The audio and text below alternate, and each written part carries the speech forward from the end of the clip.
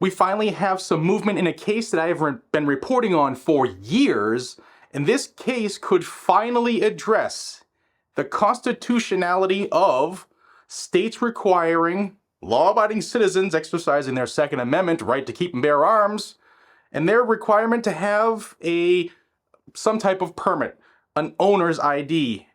And this case has already been called unconstitutional twice, but the state has been fighting and fighting, and their state Supreme Court has been helping to keep their gun control on the books. I think we all need to know about this case, and I want to bring you up to speed. This one we're going out to Illinois, one of the crown jewels of gun control.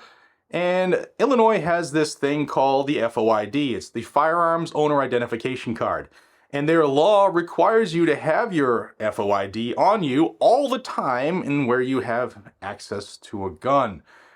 And that is a problem. So this case that I'm about to show you here on the screen is the people of the state of Illinois versus Vivian Brown. And I'll show you, I'm going to give you a timeline here, and this panel, which decided unanimous on this, they lay out this timeline phenomenally. And it shows what I think is how their state Supreme Court is in the fix. I know, shocker, right?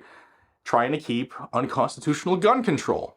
Because if that fails and freedom prevails, well then Chicago wouldn't be the bastion son of gun control. So let's check this out. Stick with me, couple quick paragraphs, because I want you to get the timeline, because it's important in this case. It says the state appeals the circuit court's pretrial dismissal of a charge of unlawful possession of a firearm without a FOID, the Firearms Owner's Identification Card, against the defendant Vivian Claudine Brown.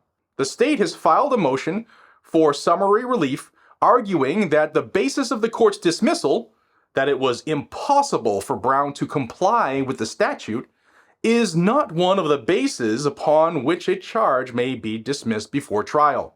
Brown agrees that the case should be remanded. For the following reasons, we reverse the circuit court's order and remand the case for further proceedings. On May 5 of 2017, Brown was charged with one count of unlawful possession of a firearm without an FOID card based on her alleged possession of a firearm in her home without having in her possession a firearms owner's identification card as required by Section 2A1 of the Firearms Owner's Identification Card Act, which says no person may acquire or possess any firearm within this state without having in his or her possession an FOID card. Brown filed a motion to declare the act unconstitutional as applied to her. The trial court granted that motion, and the state filed a motion to reconsider, which was denied. In its order denying reconsideration, the trial court found that if Section 430 ILCS 65/2A1 is constitutional, then it becomes obvious the legislature did not intend the statute to apply in one's home due to the impossibility of compliance, because no person could have their FOID card on their person 24 hours each and every day when firearms or ammunition are in the house, and that every person who has knowledge of the firearms or ammunition and has immediate and exclusive control of where the firearm is located, who does not have an FOID card, could be in violation of this statute. That goes without saying. Good job on the judge. The state appealed directly to our Supreme Court, which found that it did not have jurisdiction because, in addition to the finding that the statute was unconstitutional, the circuit court's dismissal of the charge was based on a non-constitutional ground. Our Supreme Court remanded this case to the circuit court with directions to vacate that portion of its order, finding the statute unconstitutional, and enter a modified order excluding that finding. In accordance with our Supreme Court's mandate, the circuit court on June 4th of 2020 vacated its finding of unconstitutionality and entered a modified order dismissing the charge based solely on its finding that the legislature did not intend the statute to apply in a person's own home because of the impossibility of compliance. So let's get caught up in plain English. Lady had a gun in her home, didn't have an FOID card on her. She was locked up because of that, and she said, there's no way I can comply with that. And the judge even said, the There's no way someone can keep a card on their person 24 hours a day, every single day, when they have guns and ammunition in the home. And anybody else who knows that there's guns in the home is supposed to have that on them too. It's not even cool to ask them that. It's impossible, unconstitutional. Well, they appealed, the state did, to the Supreme Court of Illinois, and they said, oh no, you can't call it unconstitutional. No. Send it back, take out your little unconstitutional ruling, and rule some other way, modify that order. Well, they did as ordered by the court above. They took away the unconstitutional ruling and said, you know what, it's still impossible for her to follow this as written. And then this happened. Upset with that, Ms. Brown filed a motion to reconsider, noting that charges can be dismissed prior to trial only upon grounds set forth in Section 1141A of the Code of Criminal Procedure of 1963, and that impossibility of compliance was a trial defense and not one of the grounds set forth in the statute. The Circuit Court granted the motion to reconsider and vacated its order dismissing the charge, and then invited Brown to file whatever motions deemed appropriate attacking the reinstated information. Ms. Brown then again filed a motion, again seeking a declaration that the statute was unconstitutional as applied. The state filed a responsive pleading, and the Circuit Court again found the statute unconstitutional as applied. On direct appeal to the Illinois Supreme Court, the court found that the Circuit Court had failed to comply with its previous mandate when it considered and granted Brown's motion to reconsider. The court again remanded the case for strict compliance with its mandate that the Circuit Court vacate its finding of unconstitutionality, re-enter its June 4, 2020 order, and further ordered that the Circuit Court not entertain any motion from any party, nor take any action other than entering the modified order. So, the Circuit Court again, for the second time, found the FOID card law unconstitutional, and again, for the second time, the Illinois Supreme Court said, cut the BS, you're not going to make this law unconstitutional, send it back and re-look at it. And do not take anything into consideration other than what we just told you. In other words, know your role and shut your mouth and be a tyrant court. On remand, the Circuit Court entered a modified order again, dismissing the charges based solely on the statutory grounds it had stated in its June 4th, 2020 order. So the state of Illinois appealed again. In its motion for summary relief, the state argues that order of dismissal challenged in this case was based on a finding that neither party sought, and which the Circuit Court entered only to comply with the Supreme Court's mandate. The state further argues that impossibility of performance is not one of the bases upon which a charge can be dismissed prior to trial. In her response, Brown acknowledges that she never filed a motion to dismiss pursuant to Section 114(1)A, and that the impossibility of compliance is a trial defense rather than a basis for dismissal under that section, and that this cause is on appeal solely because the Supreme Court has required the non-constitutional portion of the Circuit Court's original order be entered as the final order, subject to the ordinary appellate process. Almost done here, guys.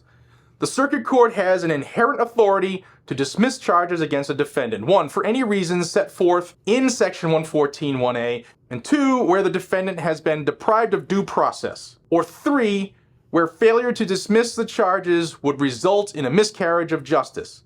A Circuit Court's ruling on a motion to dismiss charges is generally reviewed for an abuse of discretion. But where the issues present purely legal questions, review is de novo. Here, the Circuit Court did not dismiss the charge against Brown on any of the bases set forth in 114(1)A, or because charging her with the offense in question resulted in a deprivation of due process or a miscarriage of justice.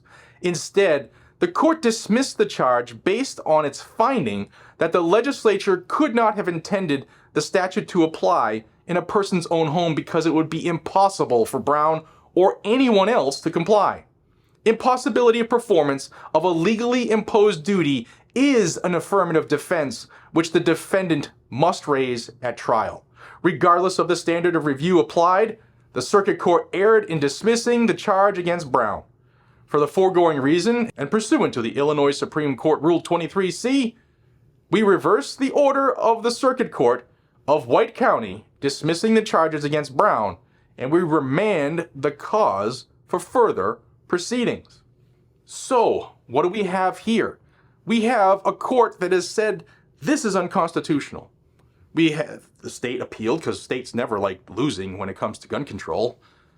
The Supreme Court of the state of Illinois said, yeah, no, you can't do that. Go do it again. Go do that again. So you know what? They said, yeah, we'll look at this again. Well, it's impossible for her to comply with this. It's unconstitutional. The second time. Well, the state said, hey, Supreme Court of Illinois, you have to help us here. We can't lose this. We can't have people be free. We can't have them protect themselves against the criminal entity that we're empowering. Well, then the Supreme Court again said, you know what?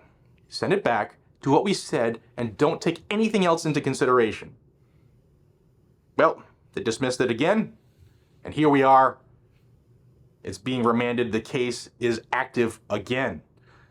So this is good, not for, obviously, Ms. Brown, who's been through 6 years of hell for this, but it's good because we're probably going to get that final answer for the FOID card in Illinois. Is it constitutional? And if it is found unconstitutional, then every other state that has some type of firearms owner's identification card, a license to carry, a concealed carry permit, something that is required to have a gun, that government permission slip to have your right, it's prime for challenge. And this is a very important case that people aren't really aware of, which is why I'm doing yet another video on it. I've done videos every time it's come up as unconstitutional.